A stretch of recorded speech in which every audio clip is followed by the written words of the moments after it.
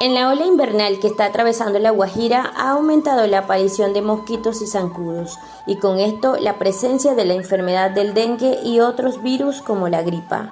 ¿Sabes que con eso de las lluvias puede llegar el dengue? Bueno, les cuento. La enfermedad del dengue es una infección transmitida por un virus que portan los mosquitos.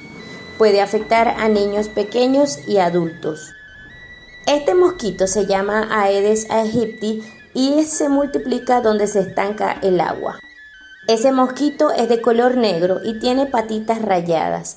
Este deposita sus huevos en el agua y en pocos días completa su desarrollo para salir al exterior.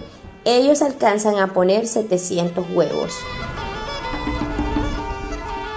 Pues cuando es una enfermedad leve, una persona puede tener dolor de huesos y ojos, erupciones en la piel, náuseas y vómito, comezón y dolor abdominal.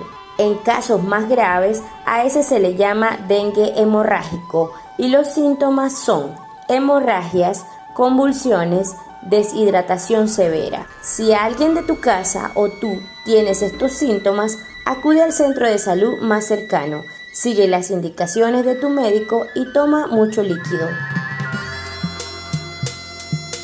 Para prevenir el dengue es importante seguir estos 4 pasos y así evitar que se propague en tu comunidad. Hay que lavar con agua y jabón los depósitos de agua.